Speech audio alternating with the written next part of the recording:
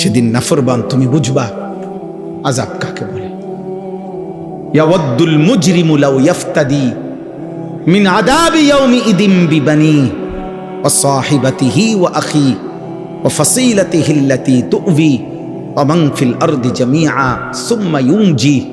আল্লাহ বলে সেদিন হাসরের ময়দানে নাফরমান পাপী আল্লাহকে বলবে, আল্লাহ আমার সবগুলো ছেলে মেয়েকে জাহান্নামে দিয়ে দেন, আমারে বাঁচায় দেন। আমার স্ত্রীকে জাহান্নামে দিয়ে দেন, আমারে বাঁচায়া দেন। আমার ভাই বোনদেরকে জাহান্নামে দিয়ে দেন, আমারে বাঁচায়া দেন। আমার মহল্লাবাসী গ্রামবাসীকে, যাদের মাঝে আমি বড় হয়েছি, লালিত পালিত হয়েছি, তাদেরকে জাহান্নামে দিয়ে দেন, আমারে শুধু বাঁচায়া দেন। ওমান ফিল আরদি জামিআ, আল্লাহ প্রথম দিন থেকে শেষ পর্যন্ত এই পৃথিবীর যত মানুষ আজকে হাসরের ময়দানে আছে সবাইকে জাহান্নামে দিয়ে দেন, আমি একা আমারে বাঁচায়া দেন। আল্লাহ বলেন আযাবের তীব্রতায় সেদিন হাসরের ময়দানে নাফরমান ছটফট করে বলবে, আল্লাহ গোটা পৃথিবী প্রয়োজনে আযাব দেন, আমারে বাঁচায় দেন। সুম্মা ইউনজি, কাল্লা, আল্লাহ বলবে কাল্লা,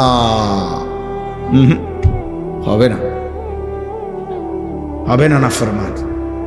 আজ আমি কারো পাপের বোঝা অন্য কারো উপরে চাপাবো না। ইন্নাহা লাযা, আর জাহান্নামের লেলিহান আগুনের শিখা, ধাউ ধাউ প্রজ্বলিত এই আগুনে তোমাকেই ফেলা হবে। নাযাআতাল লিশাওয়া, আর ফেললেই এক সেকেন্ডে নাফরমান তোমার সমস্ত চামড়া খসে ফেলবে, তুলে ফেলবে, চামড়া খসে ফেলবে। আল্লাহ আমাকে মাফ করে দেন। এই জন্য বাপ, ছেলেরা, বয়স্ক বাপ, কাউরে আল্লাহ লম্বা হায়াত দিছেন, আপনি ধোকা খাইছেন অনেক দিন হায়াত পাইয়া। কাউরে আল্লাহ জওয়ানি দিছে, তুমি যৌবন পাইয়া মনে করছো আল্লাহ কিসের, আবার ইবাদত কিসের, আখিরাত কিসের। অথচ এক অনিবার্য বাস্তবতা, সেটা হলো মৃত্যু 24 ঘন্টা আমাদের সাথেই থাকে। মৃত্যু আমাদের কাছে না দূরে? 24 ঘন্টা। রাসূলুল্লাহ সাল্লাল্লাহু আলাইহি ওয়াসাল্লাম ইরশাদ করেছেন, সালাসুন মান কুন্না ফীহি ওয়াজাদা হালাওয়াতাল ঈমান। 3টি বিষয় এমন আছে, 3টি অভ্যাস, 3টি জিনিস কোন মুমিনের মধ্যে, যার মধ্যে আছে, আল্লাহর নবী সাল্লাল্লাহু আলাইহি সাল্লাম বলেন সে ঈমানের স্বাদ মজা পেয়ে গেল, ঈমানের স্বাদ পেল। 1 নাম্বার হলো আইয়াকুন আল্লাহু ওয়া রাসূলুহু আহাব্বা ইলাইহি মিম্মা সিওয়াহুমা। আল্লাহ এবং তার রাসূল যার কাছে তার জীবনের সবকিছু, দুনিয়ার সবকিছুর চাইতে সর্বাধিক প্রিয়। একটা সুন্দর কথা, মাশাআল্লাহ। আমি আইসেই প্রথম আব্দুস সবুর যে কথাটা বলছে, আমিও খেয়াল করলাম যে চমৎকার কথা, লক্ষণীয় একটা কথা, যে আমাদের কোনো কবরবাসীর জন্য এটা না বলা যে আল্লাহ তাকে জান্নাতের সর্বোচ্চ মাকাম দান করেন। কারণ সর্বোচ্চ মাকাম তো কার? রাসূলুল্লাহ সাল্লাল্লাহু আলাইহি সাল্লামের জন্য। এইটাই আইসে আমি প্রথম শুনছি, সে বলতেছে ওইসব, তখন আমি ওযু করতেছি। মাশাআল্লাহ, এটা একটা সুন্দর কথা, একটা দারুণ তথ্য, ছোট্ট কথা কিন্তু মনে রাখার মতো, যে আমরা আমাদের মাইয়েতের জন্য এটা দোয়া করতে পারি যে আল্লাহ তাকে জান্নাতের উঁচা মাকাম দান করে, আলা মাকাম দান করে। এবার কতটুকু উঁচা সেটা আল্লাহ তাআলার ফয়সালা। সেটা কার ফয়সালা? আল্লাহ তাআলার ফয়সালা। সর্বশেষ যেই ব্যক্তি জান্নাতে ঢুকবে, শেষ, তো তার জান্নাতটাও 10 দুনিয়া বরাবর, 10 দুনিয়া বরাবর। আর দুনিয়া ও আশারাতু আমসালিহা, দুনিয়া এবং 10টা সমপরিমাণ। সুবহানাল্লাহ। তাইলে বললাম আল্লাহ এবং তার রাসূল যার কাছে সবচেয়ে প্রিয়, এই হলো 1 নাম্বার। এইটা, এই গুণ যার মধ্যে আছে, সে ঈমানের স্বাদ, ঈমানের মজা পেল। 2 নাম্বার, ওয়া আন ইউহিব্বাল মারউ লা ইউহিব্বুহু ইল্লা লিল্লাহ। এই যে কোনো মানুষকে ভালোবাসলো শুধুই কেবল আল্লাহর জন্য, আল্লাহ নবী সাল্লাল্লাহু আলাইহি সাল্লাম বলেন এই ব্যক্তিও ঈমানের স্বাদ মজা পেয়ে গেল। ভালোবাসলো কার জন্য বলেন? আল্লাহ। এই কথাটাই বলতেছি। আর 3 নাম্বার হলো যে ব্যক্তি ঈমান গ্রহণ করার পর, মুসলমান থাকার পরে কুফরিতে লিপ্ত হওয়া, আল্লাহর নাফরমানিতে লিপ্ত হওয়াকে এমন অপছন্দ করে যেমন কোনো মানুষ আগুনে নিক্ষিপ্ত হওয়াকে অপছন্দ করে। ওয়া আন ইয়াকরাহা আন ইয়াউদা ইলাল কুফর কামা ইয়াকরাহু আন ইউকযাফা ফিন নার। একজন মুমিন সত্যিকার ঈমানদার আল্লাহ তাআলার কোনো নাফরমানি করাটাকে এমন অপছন্দ করে যেমন অপছন্দ করে আগুনে নিক্ষিপ্ত হওয়াকে। আল্লাহ নবী সাল্লাল্লাহু আলাইহি সাল্লাম বলেন ওই ব্যক্তি ঈমানের স্বাদ পেল, ঈমানের মজা পেল। অর্থাৎ তার কাছে তখন মুসলিম পরিচয়টা, কালেমার পরিচয়টা, এটার কাছে তখন তার কাছে লজ্জাজনক, বিরক্তিকর, অপমানকর মনে হয় না, বরং তার কাছে গর্বের মনে হয়, আনন্দের মনে হয়, মজাদার মনে হয়। আমরা অনেক মুসলমান আছি, তোমরা কিশোর যুবক অনেক ছেলে আসো, তোমরা বাস্তবিক অর্থে এটাই সত্য যে তোমাদের দিল যদি খোলা হয়, তোমাদের অন্তর যদি সিরা হয়, পরীক্ষা করা হয়, অসংখ্য ছেলে তোমাদের চুল, চেহারা এবং তোমাদের সারা দিনের চলাফেরার দ্বারা, প্রতিদিন তোমাদের যেভাবে কাটাও, এর দ্বারা বুঝাই যায় তুমি মূলত মুসলিম পরিচয়ে লজ্জিত।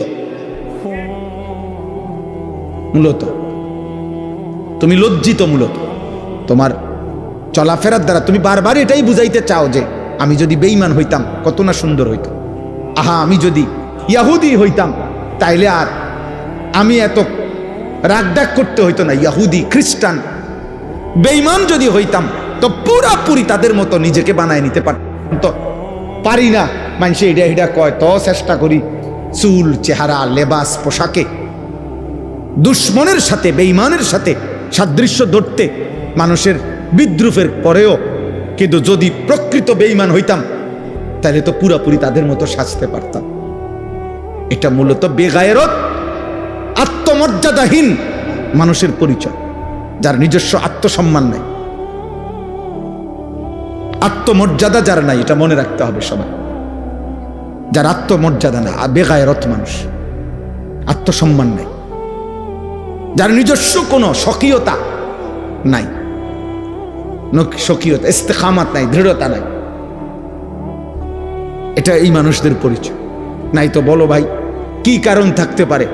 পৃথিবীর সমস্ত মানুষের বিশ্লেষণ, পরীক্ষায় আমাদের নবী সাল্লাল্লাহু আলাইহি ওয়াসাল্লামের 24 ঘন্টার 63 বছরের প্রতি সেকেন্ড গোটা পৃথিবীর সকলের পরীক্ষায়, ইমানদার, দুশ্মন, কাফের, বেঈমান সকলের বিশ্লেষণে আমাদের নবী সাল্লাল্লাহু আলাইহি সাল্লামের 24 ঘন্টার প্রতি সেকেন্ড 63 বছর সবচেয়ে সুন্দর, নিখুঁত, পবিত্র, চমৎকার। যার হাসি, কান্না, আনন্দ, বেদনা, উচ্ছ্বাস, হাঁটা, চলা, পেশাব, পায়খানা, আহার, নিদ্রা, চুল, চেহারা, লেবাস, পোশাক, ঘর, সংসার, পরিবার, সকল ব্যাপারে যার সবকিছুই সুন্দর, সবকিছুই যৌক্তিক, সবকিছুই বাস্তবসম্মত, তাহলে এটা নিশ্চিত প্রমাণিত, এটা একটা একদম প্রমাণিত কথা, আমাদের কাছেও প্রমাণিত। আমাদের কাছে তো কোরআন আছে, ওয়া ইন্নাকা লাআলা খুলুকিন আযীম। আল্লাহ কসম করে বলছে আমি আপনাকে বন্ধু গোটা কায়নাতের সর্বশ্রেষ্ঠ, সর্বোত্তম যোগ্যতা, আখলাক দিয়ে আমি আল্লাহ তাআলা আপনাকে সাজাইছি, বানাইছি, পাঠাইছি। বুইসতু লিউতাম্মিমা মাকারিমাল আখলাক। নবী সাল্লাল্লাহু আলাইহি সাল্লাম বলেন সকল চরিত্রের সর্বোচ্চ শ্রেষ্ঠত্ব দিয়েই আল্লাহ আমাকে পাঠিয়েছেন। তাহলে এটা তো কোরআন সুন্নাহ দ্বারা প্রমাণিতই। এমনকি কাফের বেঈমানদের যুক্তি, বৈজ্ঞানিক গবেষণা দ্বারাও এটা প্রমাণিত। তাহলে কি যুক্তি থাকতে পারে? আমার কথা হলো রাসূলুল্লাহ সাল্লাল্লাহু আলাইহি সাল্লামের সুন্নাতের মোকাবেলায় সাহাবায়ে কেরামের চলন বলনের মোকাবেলা। ও বলল এখন মৌলানা আব্দুস সবুর আপনাদের সামনে যে নবী সাল্লাল্লাহু আলাইহি সাল্লামের একজন সাহাবী যে যুদ্ধের ময়দানে মনে করেন এই মাত্র কালেমা গ্রহণ করে যুদ্ধ করে নগদ শহীদ হয়ে গেছে, এক ওয়াক্ত নামাজ পড়ে নাই, একটা টাকা সদকা করে নাই, কারণ সময়ই পাই নাই, ঈমান আনছে যুদ্ধের ময়দানে, যুদ্ধ করে তৎক্ষণাৎ কি হয়ে গেছে, শহীদ হয়ে গেছে। ওলামায়ে কেরাম মুহাদ্দিসিনে কেরাম বলছেন ওই সাহাবীর ঘোড়ার, যে ঘোড়া দিয়ে যুদ্ধ করছে, ওই ঘোড়ার নাকের ছিদ্রে যে বালু ঢুকছে, বালুর একটা কণা কিয়ামত পর্যন্ত পৃথিবীর পরবর্তী সমস্ত আউলিয়া বুজুর্গ আল্লাহর নেক বান্দাদের সকলের চাইতে ওই বালুর দাম শ্রেষ্ঠ। গুবারুন ফি আনফি ফারাসে রাসূলিল্লাহ, হযরত আব্দুল্লাহ ইবনে মুবারক রাহমাতুল্লাহ আলাইহির কওল। এটা রাসূলুল্লাহ সাল্লাল্লাহু আলাইহি সাল্লামের এক সাহাবীর ঘোড়ার নাকের ছিদ্রে যে বালু ঢুকছে ওটার দাম বেশি, ওটার দাম বেশি। এবারে তিনি পরবর্তী জন আব্দুল কাদের জিলানী রাহমাতুল্লাহ আলাইহি হোক, আর বাইজিদ বুস্তামি হোক, আর জুনায়েদ বাগদাদি হোক, আর 1 কোটি আব্দুল কাদের জিলানী হোক, ওই বালুর দাম বেশি। কিসের দাম বেশি? কারণ এটা সাহাবী। সাহাবী তাইলে এত উত্তম, এত শ্রেষ্ঠতম মানুষ যারা, ওয়াকুল্লাম ওয়াদাল্লাহুল হুসনা, আল্লাহ কোরআনে বলছে বন্ধু আপনার প্রত্যেকটা সাহাবীর জন্য আমি আল্লাহ জান্নাতের ওয়াদা দিলাম, জান্নাতের ওয়াদা দিয়ে দিলাম। যারা জান্নাতি, যারা জমিন থেকে জান্নাতের ওয়াদা পেয়ে গেছেন, এমন শ্রেষ্ঠতম পবিত্র মানুষ, উনাদের চলন বলন, উনাদের আখলাক চরিত্র, চুল চেহারা লেবাস পোশাক যার পছন্দ হয় না, তাহলে কি কারণ থাকতে পারে? কারণ একটাই, মূলত সে লজ্জিত, সে নিজের মুসলিম পরিচয়ে কি শরম পায়, মুখে বলতে পারে না আর কি, সাহসে কুলায় না দেখে, নাহলে সুযোগ থাকলে বলতো যে আমি বেঈমান হইলেই ভালো হতো। বাকি মুখে না বললেও কর্মে প্রতিদিন প্রমাণ করে, প্রতিদিন প্রমাণ করে। আহা, আফসোসের বিষয় বাবা, রাসূলুল্লাহ সাল্লাল্লাহু আলাইহি সাল্লামের সৌন্দর্য কেন পছন্দ হইল না? সাহাবায়ে কেরামের সৌন্দর্য কেন পছন্দ হইল না? আমাদের কাছে কোন জিনিসের অভাবের কারণে, কিসের ঘাটতির কারণে আমরা বেঈমান এবং মুশরিকদের অনুকরণ করছি? কেন?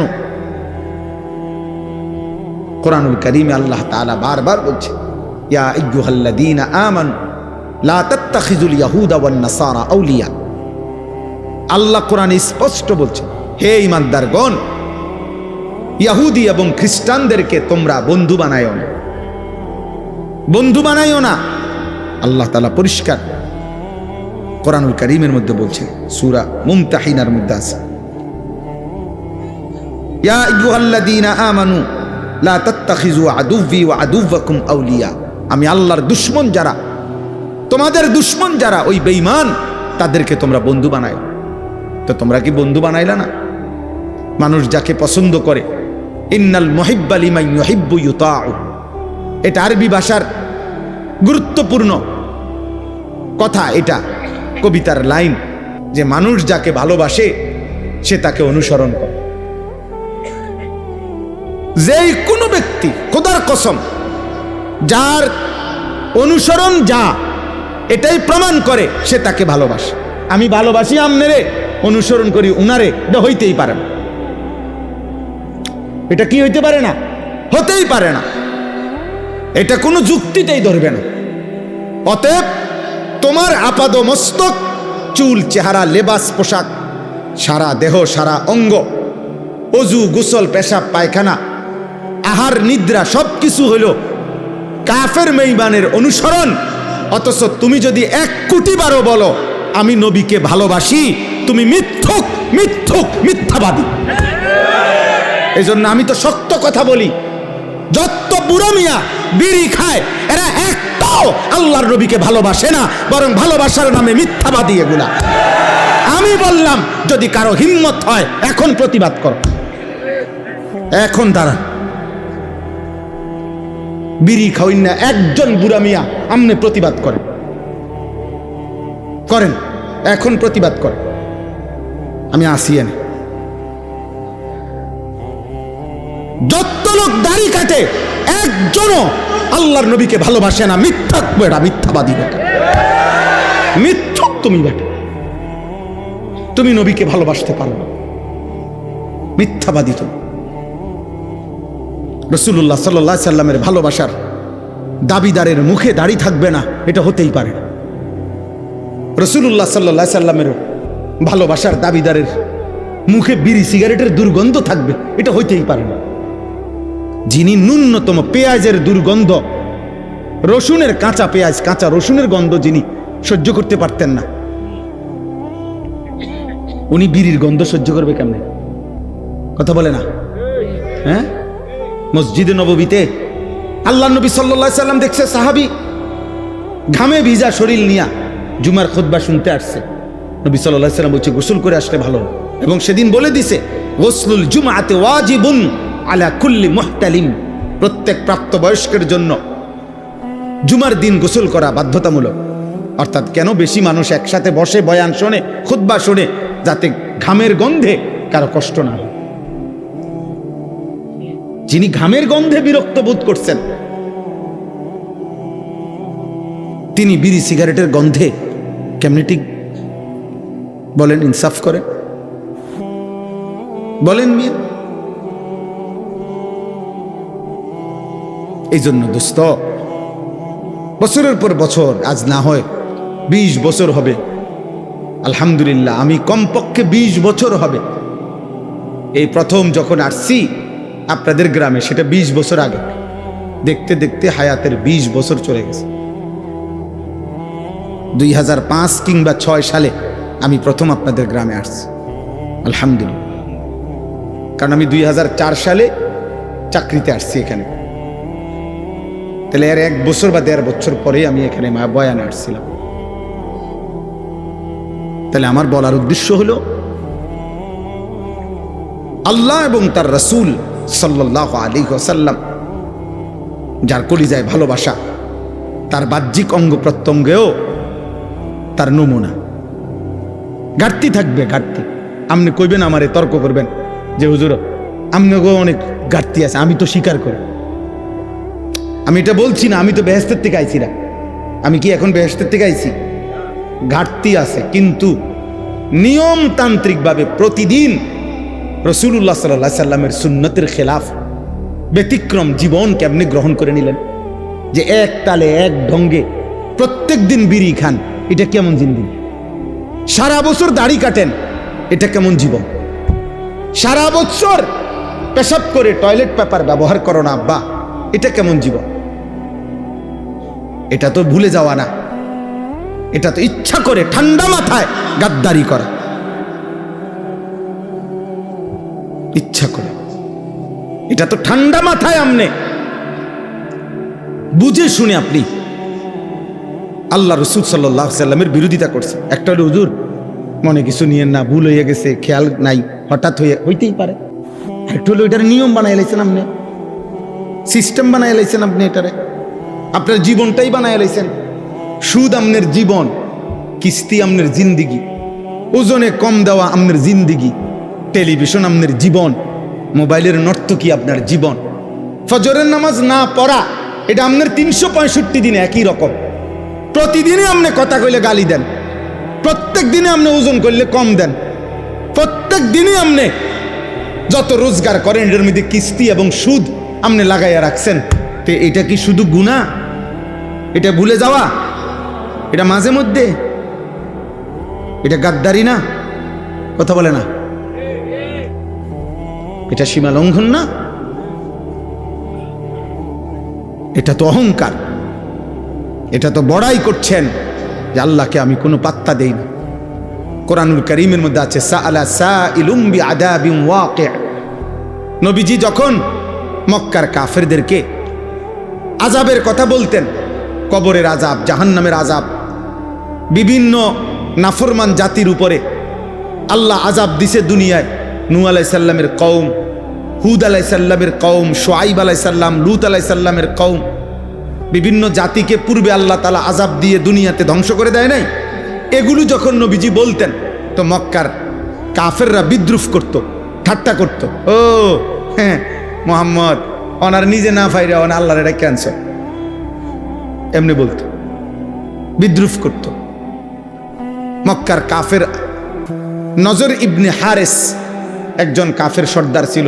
সে একদিন নবীজির সামনে, এই নবীজি যখন আযাবের কথা বলছে যে আল্লাহ আযাব দিবে, সে তৎক্ষণাৎ নিজের হাত উঠাইয়া দোয়া করতেছে আল্লাহর কাছে, আল্লাহুম্মা ইন কানা হাদা হুয়াল হাক্কা মিন ইনদিক ফাআমতির আলাইনা হিজারাতাম মিনাস সামা আবিতিনা বিআযাবিন আলীম। সে বলতেছে, হে আল্লাহ, এই মুহাম্মদের কথা মতো তুমি, তোমার কথা সে বলে তুমি নাকি আযাব দিবা, তোমার কথা না মানলে এটা যদি সত্যই হয় এখন দেখি তোমার কাছে কি আযাব আছে, এখন দাও দাও এখন দাও। এই বেঈমান এইভাবে নবীজিকে ঠাট্টা করে আযাব চাইছে। আচ্ছা ইয়া কই মোহাম্মদ কো আযাব কো, তুমি না কইলে আযাব আইব, কই আই না কা, চাইলাম তো আল্লাহর কাছে, কই আযাব দিতে কও, তোমার কথা সত্য হইলে বলো।